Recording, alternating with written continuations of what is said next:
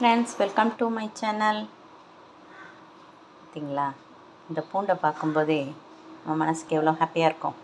ஆமாங்க, நம்மளோட பெண்கள் எவ்வளோ கஷ்டப்படுறாங்க. வீட்டில் இருக்கிற பெண்களோ, வெளியில் வேலைக்கு போகிற பெண்களோ இதோட தோலை உரிக்கணும்னா ரொம்ப கஷ்டப்படுறோம் இல்லைங்களா. அப்படியாப்பட்ட இந்த பூண்டை நம்ம நகம் கூட கட்டாகாத மாதிரி எப்படி உரிக்கலாங்கிறத பார்க்கலாம் வாங்க. பூண்டு ஒரு சின்ன டிப் தான்.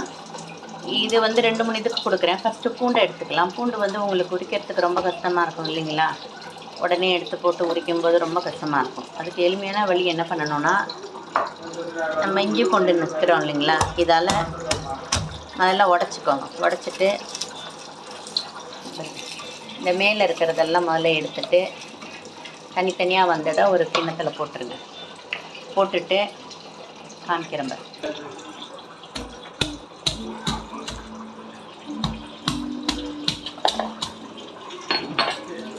இப்படி வந்துடுதுங்களா. இந்த தோலை மட்டும் எடுத்துருக்கேன். நடுவில் இருக்கிற காம்பு தோலெல்லாம் எடுத்துட்டிங்கன்னா தனித்தனியாக வந்துடும். இதெல்லாம் உதுத்து அப்படியே பூண்டை மட்டும் எடுத்து நீங்கள் எதில் உரிக்க போகிறீங்களோ அதில் தூக்கி போட்டுக்கோங்க. போட்டுட்டு சொல்கிறேன், உங்கள் வீட்டில் மத்து இருந்தால் கூட மத்தில் கூட இதை உடச்சி இதை போட்டுக்கலாம். போட்டுட்டு இதில் தண்ணி விட்டுருங்க. தண்ணி விட்டுட்டிங்கன்னா 5 நிமிஷத்தில் இது நல்லா ஊறிடும். பாருங்கள், ஊறினோன்னே அதை எப்படி பிரிக்கணுங்கிறத நான் காமிச்சிடுறேன். அது ரொம்ப ஈஸியாக போய்டும். நம்ம ஃப்ரீயாக உட்காந்துருக்கோம் மதியான நேரங்களில் இந்த மாதிரி உரித்து வச்சுக்கலாம். பாருங்கள் ஃப்ரெண்ட்ஸ், நல்லா அது ஒரு 10 நிமிஷத்துக்கு மேலேயே நல்லா ஊற வச்சுட்டேன். ஏன்னா இடையில சமையல் பண்ணுற வேலை இருந்தனால இதை ஊற வச்சுட்டேன். ஊற வச்சுட்டு இந்த பாருங்கள், இப்படி கையில் நம்ம இப்படி பிதுக்கும் போதே அது என்ன ஆகிடுதுன்னா, இப்படி பிசைகிறோம் பார்த்திங்களா. பிசையும் போதே மேலே இருக்க தோலெல்லாம் வந்துடுது பாருங்கள். ரொம்ப கஷ்டமே இல்லை. இந்த பாருங்கள், தனித்தனியாக வந்துடுது.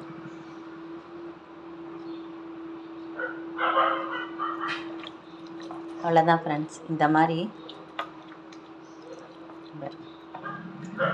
ஈஸியாக வந்துடுது பாருங்கள் தோலெல்லாம். இப்படி பண்ணிக்கோங்க ஃப்ரெண்ட்ஸ். ரொம்ப கஷ்டப்பட வேண்டாம். இப்போ நீங்கள் காலையில் ஊற வச்சுட்டு கூட சாயந்தரம் கூட உட்காந்து நீங்கள் எடுத்துக்கோங்க. அர்ஜென்ட் இல்லை, அவசரம் இல்லை அப்படின்னா பொறுமையாக இந்த மாதிரி பிதுக்கினாவே அதோடய தோலெல்லாம் வந்துடும். அதுக்கப்புறம் நீங்கள் எடுத்து யூஸ் பண்ணிக்கலாம். எதுக்கு தேவையோ அதை பயன்படுத்திக்கலாம். இங்கே பாருங்கள், இந்த பூண்டை நீங்கள் ஊற வச்சுட்டு 2-3 தடவையே நல்லா கையாலேயே பிசைஞ்சு விட்டாவே தோலெல்லாம் வந்துடும். நீங்கள் கஷ்டப்பட வேண்டாம்.